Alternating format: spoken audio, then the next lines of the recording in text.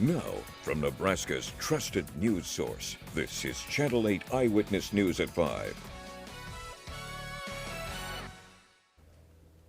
Good evening, everyone. Thank you so much for joining us tonight. We do have some storms forming as we speak. And some of those could turn severe and might already be, so we want to check right in with meteorologist Malcolm Byron. He's in for John tonight. Malcolm, how are things looking?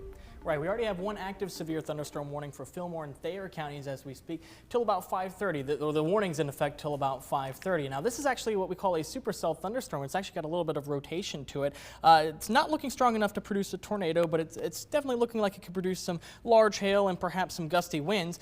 There's a cold front sparking these showers and thunderstorms, and it is awfully close to Lincoln, and it is moving off towards the east. You can notice a temperature difference ahead of the front and behind the front. We're at 90 degrees in Lincoln right now, whereas you go up I-80 out towards York and Aurora, Grand Island, temperatures are in the 70s at the moment. So we're going to get this push of cool air later tonight, but not before seeing some thunderstorm activity. You can see that on visible satellite imagery. What once was just a couple of fair weather cumulus clouds have blossomed into these convective towers or these thunderstorms. In fact, there is one severe thunderstorm warning, as we just mentioned, and this is for Fillmore and Thayer counties. Plenty of lightning with these, about 163 strikes with this one singular cell right there. And again, this is in effect till about 5:30. No confirmation of any large hail or winds yet. There is a severe thunderstorm watch in effect till 11 p.m. tonight for all the counties shaded in yellow. This includes Seward, Lincoln, Crete, Beatrice, Fairbury, Hebron, includes all those communities. As we go over the next several hours, I think as far as timing Lincoln, I think that around 6 o'clock, that's when we're going to start to see some thunderstorms, but we will clear out. And I think you're going to like tomorrow's forecast. We're going to have a lot more details on the severe weather potential and the weekend forecast in just a couple minutes. Sounds good, Malcolm. Just let us know if we need to come back to you for an update. Will do. In other news now, just 1 week into the school year, and the COVID cases are already rising at Lincoln Public Schools. The district has a COVID dashboard that is updated daily, and let's take a look at what it says right now. There are 91 positive student cases and 18 positive staff cases. That puts 558 students in exclusion and 65 teachers as well. Now remember, LPS is a district of over 40,000 students, so while those numbers may seem large or seem high, it is a large district. But let's get an update now on this coronavirus news impacting school children. Here's Channel 8's Yosef Nasser with more. Yosef? Good evening, Rod and Megan. Of course, it's not fun to hear about that many kids getting sick at school, but as one LPS employee told me, well, the district is definitely keeping an eye on this situation. They've been through this before. After the first full week of classes a year ago in August 2020, there were only 7 LPS students who tested positive for COVID-19. This week, LPS is reporting that 91 students have tested positive for the virus. According to data provided to Channel 8 by the school district, it wasn't until late November last year where more than 90 students tested positive for the virus in a single week. Cause for concern? LPS says only about 68% of students were in school buildings last year due to factors like staggered scheduling and remote learning.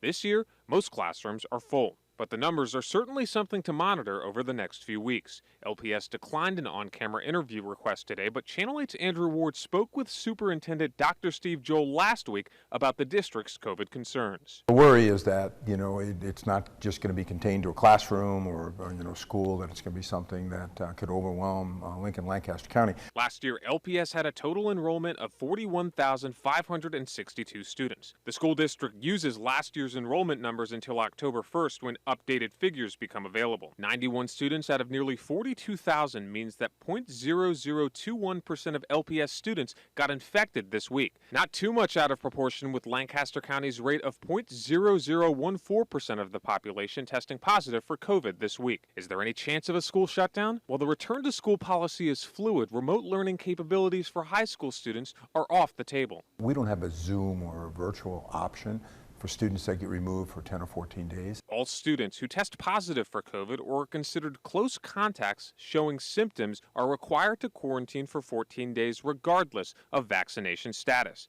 It's on those students to work with their teachers to make up any work. There will surely be bumps in the road, but Dr. Joel says LPS is up for the challenge. We're just going to plow ahead and move forward, and we're going to deal with isolated cases the way we've done this last year. Again, Lincoln Public Schools declined an interview request for this story. I was told LPS doesn't want to get in the habit of granting weekly interview requests about COVID numbers. They are employing a variety of tools, including that LPS COVID dashboard that you saw, to keep families informed about COVID developments.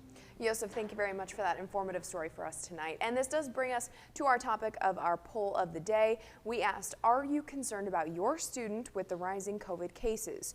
So far, 31% say yes, while 69% say no. You can still vote. It's on our website, klkntv.com. In just the past few hours, we got a COVID update from CHI Health. We now know more about how that hospital system is dealing with the increase in COVID cases, and they believe the worst of the surge is still yet to come. I predict our surge, even though our numbers are going up, it'll take another couple of weeks. School's just started.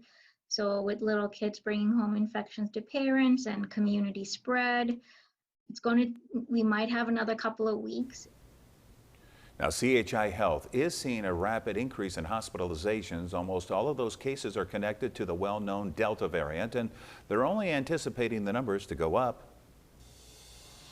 Now to the health alert involving overdoses in Lincoln. We had 2 more cases since we last saw you at 10 o'clock last night.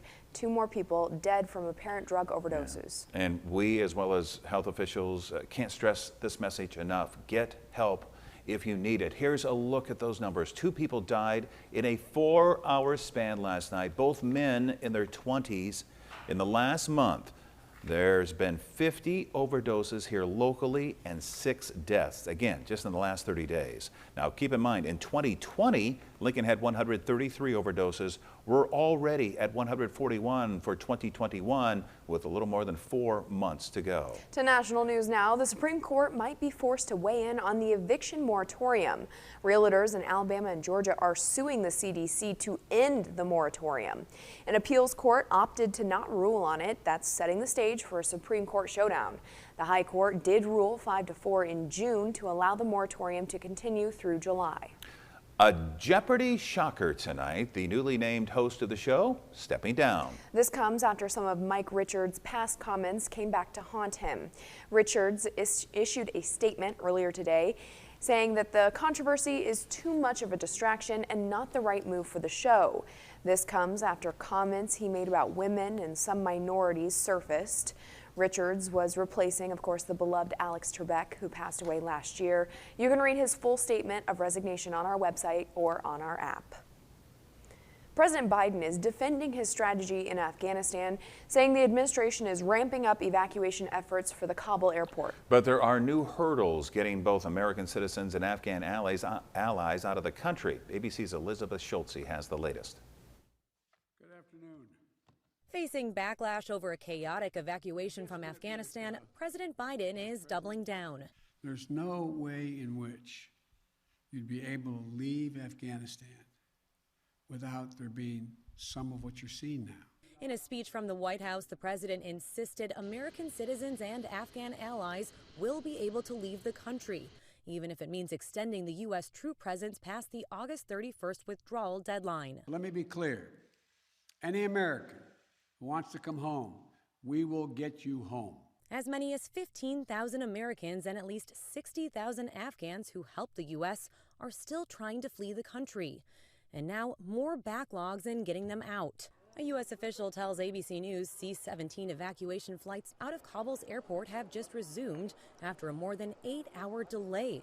They were temporarily halted because the evacuee facilities in Qatar were at capacity. A State Department official tells ABC News the U.S. is now sending flights to other countries. This is absolutely an all-hands-on-deck effort to ensure the safety of our personnel and citizens. In audio obtained by ABC News, an Afghan pilot describes the danger of staying in the country during the Taliban takeover. The situation is getting worse and worse, and the Taliban is just trying to find us, and they are searching for us. They called us, and they called me especially that where I am, and they told me that anywhere I should go, anywhere I go, they will find me and they will kill me. As they ramp up their criticism of the White House, members of Congress in the House and Senate received briefings on Afghanistan from top Biden administration officials on Friday. Elizabeth Schultze, ABC News, Washington. Now, New England is bracing for the first hurricane in 30 years tonight. This as Tropical Storm Henri is building strength and expected to reach hurricane strength before slamming into the coast. The storm should hit sometime Sunday, Cape Cod being the bullseye right now. Massachusetts is expecting about 300,000 people to lose power. The last storm to hit this area, Hurricane Bob, exactly 30 years ago this week. We have a sister station in Providence, Rhode Island, so we'll be getting coverage from them all weekend long to keep you updated. Now to a developing story this afternoon. Here in Lincoln, a water main break happened at 20th and Harrison. That's just north of Irvingdale Park. It broke this afternoon, cutting off water to around 6 homes in that area. Officials say the main broke basically from natural causes. A part of the road there is going to need to be fixed as well. They hope to have all of this back in order by early this evening. Still ahead on the news tonight, we've seen all kinds of curious bears this summer season. And now we might know how to scare one off. We'll show you what 2 words scared off this big bear right after the break.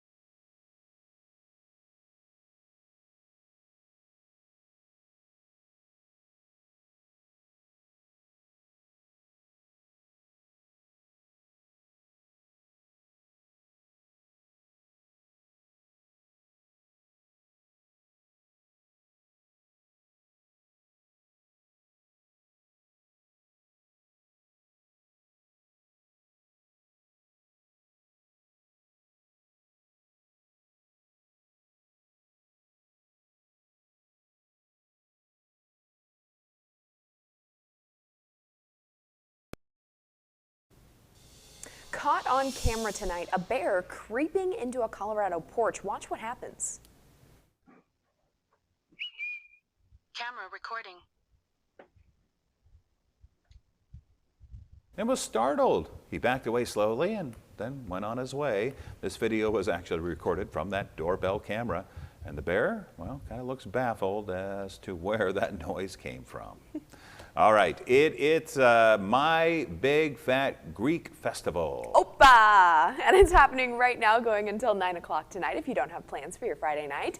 There's going to be great food, drink, and trust us, you know, it is some delicious Greek food because they brought some pastries into the station earlier and they did not last long. There will also be games, shopping, dancing, and chanting because this is a fun event, but it's also a faith-based event. After all, it's happening at Annunciation Greek Orthodox Church. It's definitely a community builder first and foremost, and it's also a reminder to the greater community of Lincoln that we're an Orthodox Christian community of faith, which is open to the entire community, not just people who are Greek by background. We've had a lot of people convert to the church, obviously. And hey, what a better way to learn about a different culture than to join in on all the fun. If you want to celebrate today or tomorrow, you can check it out. They're located there at 63rd and X Streets. We have some new information about those July 10th storms that ripped through parts of Nebraska. A trail of destruction, flash flooding, and uprooted trees were left behind.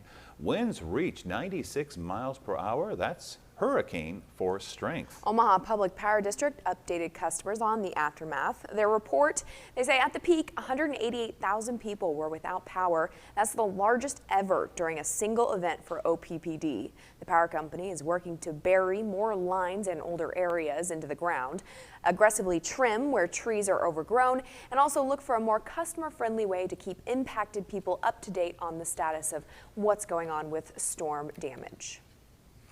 Now, your Storm Alert Team forecast with meteorologist Malcolm Byron.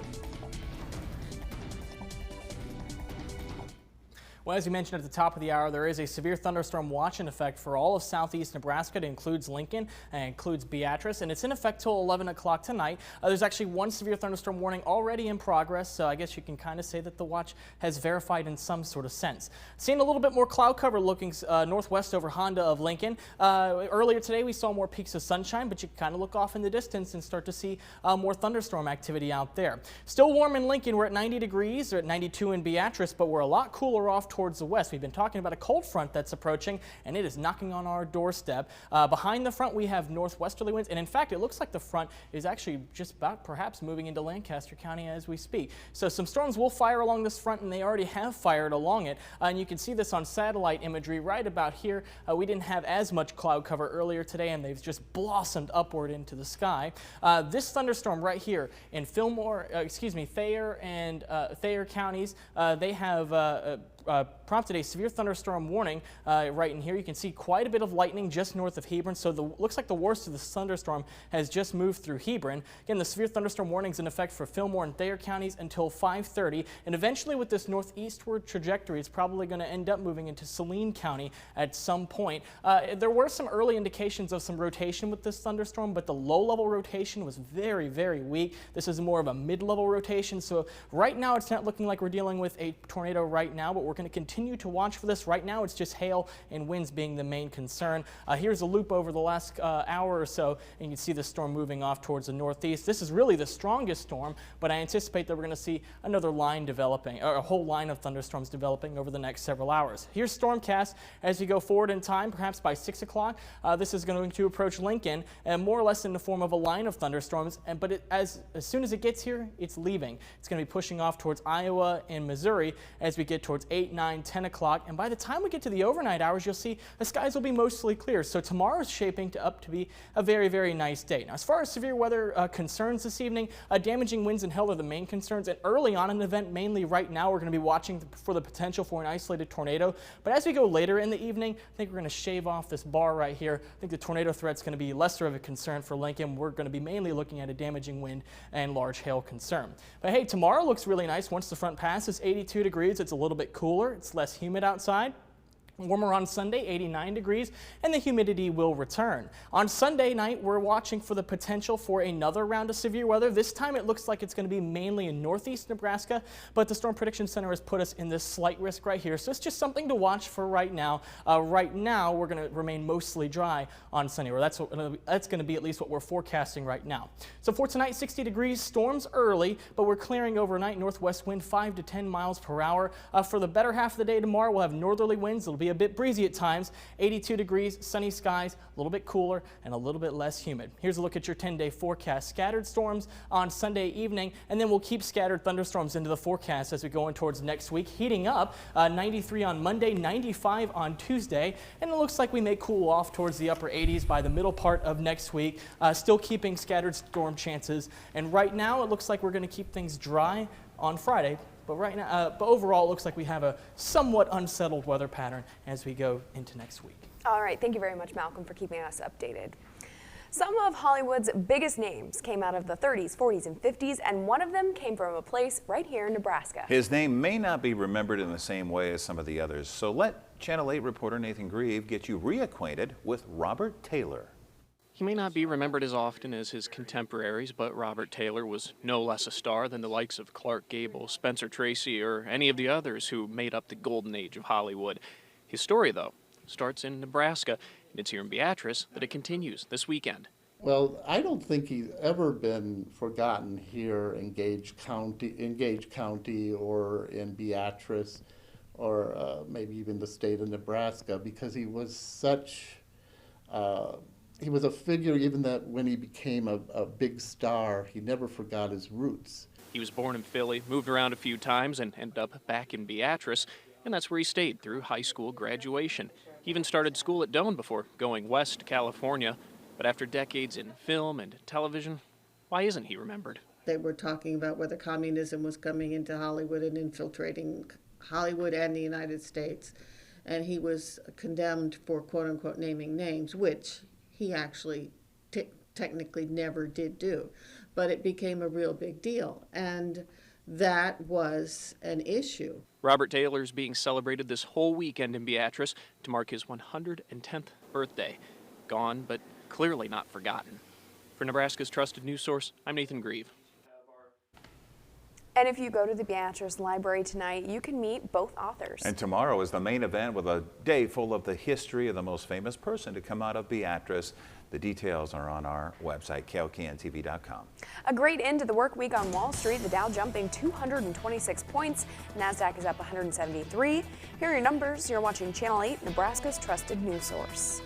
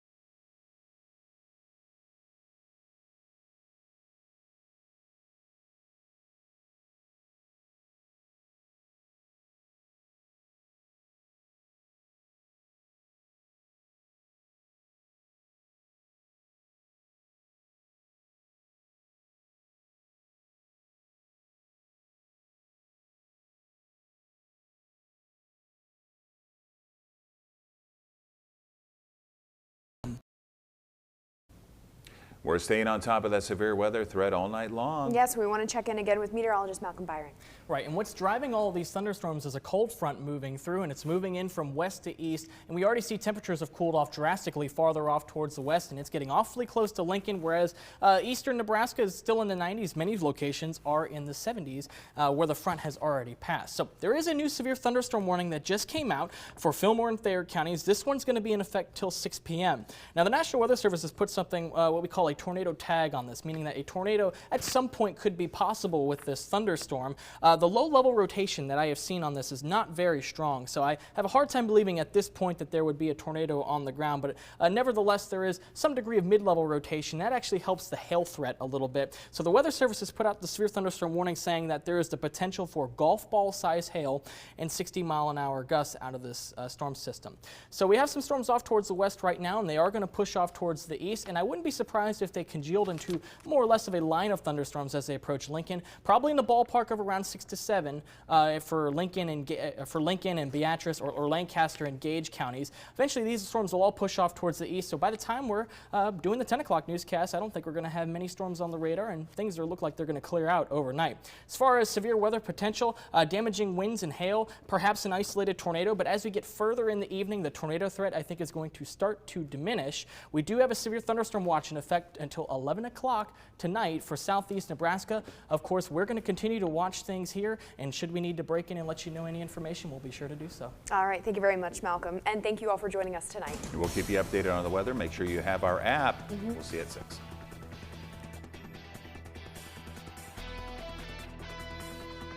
With the Channel 8 Eyewitness News mobile app, you'll be the first to know. Get alerts about breaking news and weather, all in the palm of your hand. Stop by Comfort Made Mattress Factory today and save up to $500 with our bigger bed, smaller price sales event. Locally owned Comfort Made Mattress Factory, 27th and Superior. Closed caption.